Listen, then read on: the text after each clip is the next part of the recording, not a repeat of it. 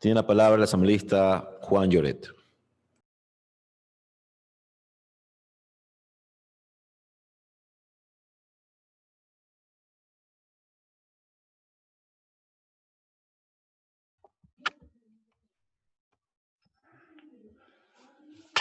Muchas gracias, señor presidente, colegas legisladores, pueblo ecuatoriano, muy buenas tardes con todos y con todas.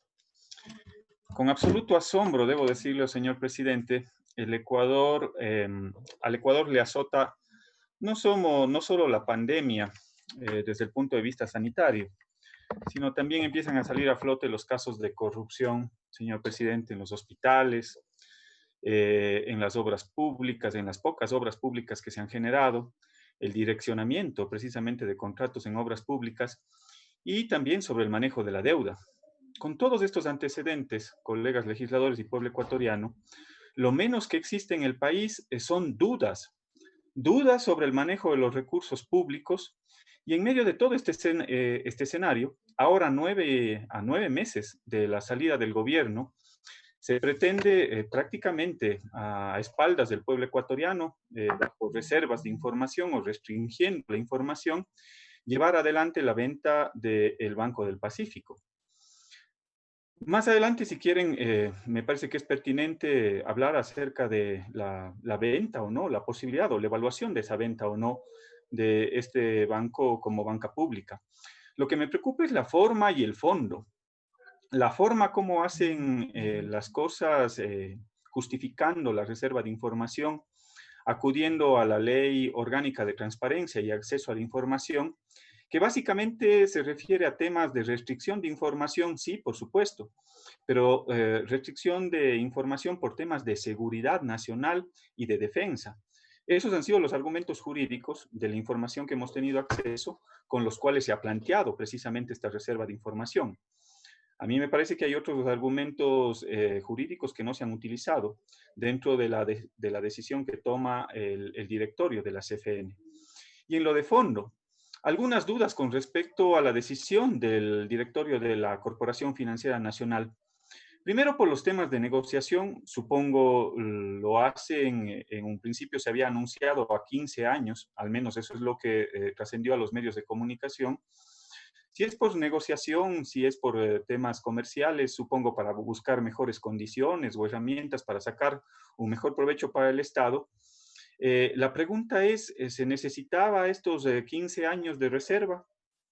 La respuesta viene dada por ellos mismos. Cuando se plantea, y a raíz de que se hace público todo este tema, se plantea la rectificación y se ponen apenas 9 meses.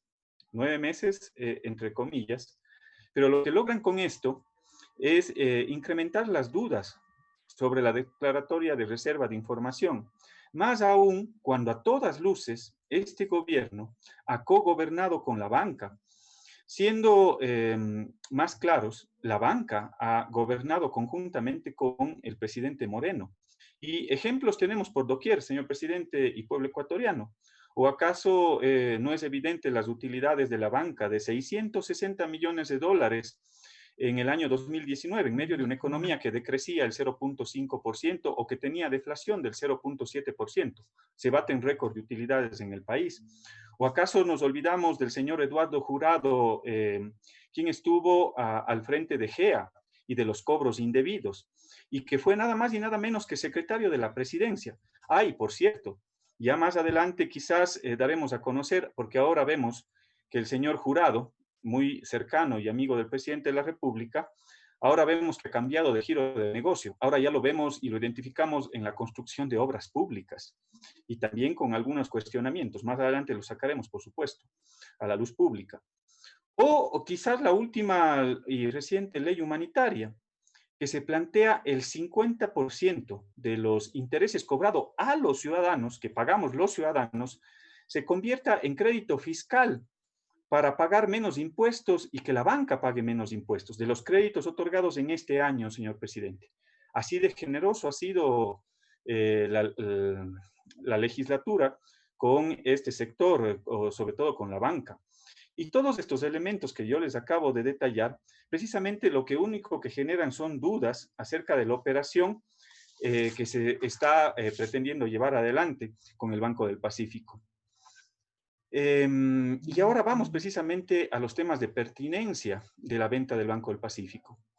Banco del Pacífico es un banco público que, a diferencia del discurso de lo que lo público no vale, de que es ineficiente, y la satanización de lo público que lo han llevado, sobre todo ese discurso, a algunos sectores políticos en estos últimos años, bueno, pues este banco ha venido creciendo sistemática y sostenidamente. Tanto es así que en el año 2013 sus activos totales pasan de 3.800 millones de dólares al 2019 a 6.082 millones de dólares. Y entre el 2018 y el 2019 tiene un crecimiento del 9.9%. Mientras el sistema financiero nacional en el país creció en 2.241 millones de dólares, el Banco del Pacífico creció en el 19%. Es el segundo banco más grande del país. Y las utilidades generadas precisamente a los accionistas, en este caso la Corporación Financiera Nacional, solo entre el año 2018 y el año 2019 tenemos 200 millones de dólares de utilidad, es decir, genera rendimientos financieros.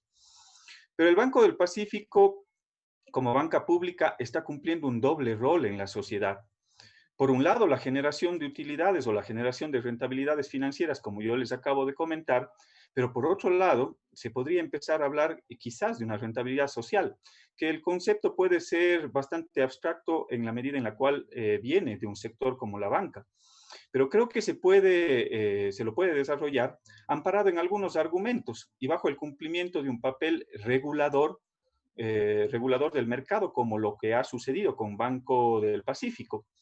Algunos economistas dicen que las empresas públicas no cumplen ese rol, pues efectivamente, y a través de algunas políticas que se han implementado de la banca, en este caso banca pública como Banco del Pacífico, por ejemplo, encontramos algunos ejemplos.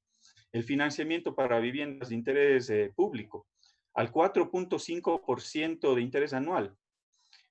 Yo no he visto, al menos en la banca comercial, una tasa de interés que tenga, y sobre todo esa visión que tenga el desarrollo de vivienda de interés público y al mismo tiempo la generación de empleo que está por detrás.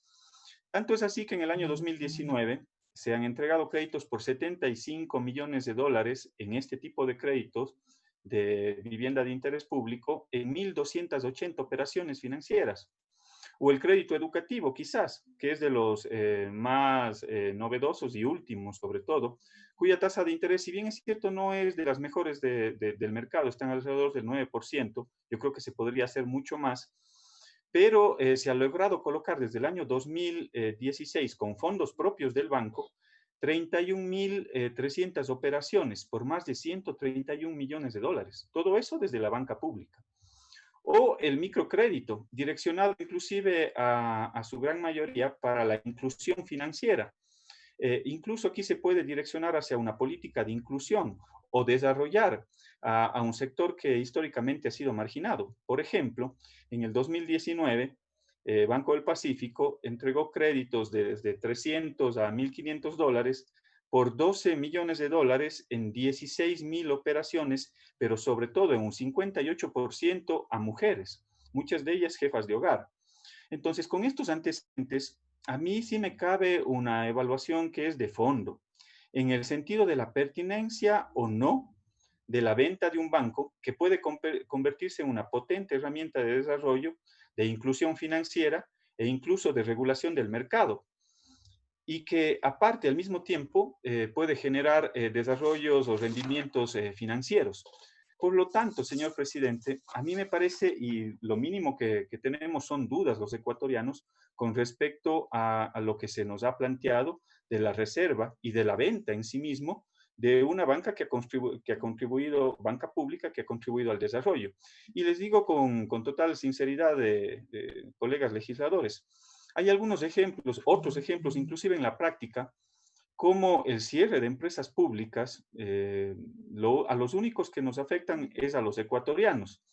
Y un ejemplo vivo y práctico lo revisaba precisamente a través de las redes sociales en esta semana, cuando un amigo guayaquileño, Osvaldo Moreno, planteaba en su cuenta de Twitter cómo el cierre, por ejemplo, de Correos del Ecuador afecta a los ecuatorianos. Un sobre que a España o la empresa pública Correos del Ecuador le cobraba $7 y se demoraba alrededor de 20 días, o $18 si lo hacían en 6 días, ahora con a nombre de la libre competencia, la empresa DHL cobra $85 o Servientrega $78.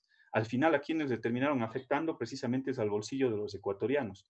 Por lo tanto, con estas reflexiones, presidente, y en amparo de lo que establece inclusive la propia ley de acceso a la información pública, me parece que las acciones que se han desarrollado con respecto a Banco del Pacífico y sobre todo a esta venta, más aún cuando se ha anunciado públicamente que, si bien es cierto, la restricción de acceso a la información se ha dado aparentemente porque se ha hecho una valoración de esos activos, pero esa valoración de esos activos ya han concluido, ya han terminado, es más, tienen que entregar su informe.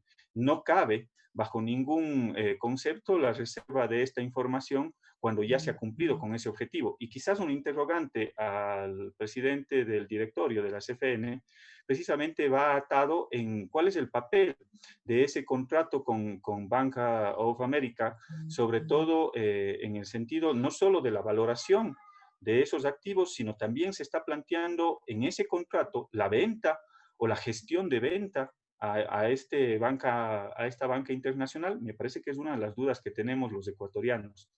Y cierro, señor presidente, en el sentido de poder hacer esas reflexiones de fondo. ¿Cómo contribuye esa banca pública al desarrollo del país? Y poder al fin empezar a hablar o a desarrollar algunos conceptos que a mi modo de ver son importantes en el sentido de poder generar desarrollo a través de esa banca pública y que no necesariamente tiene que privatizarse, porque esa banca pública ha servido para el desarrollo de esos pequeños negocios, de esos pequeños empresarios, de esos becarios, esos miles de becarios a nivel nacional, y también, por supuesto, el crédito, los créditos productivos y también los créditos de interés o de vivienda popular. Me parece que son algunas de las reflexiones pertinentes en este momento, señor presidente. Muchas gracias.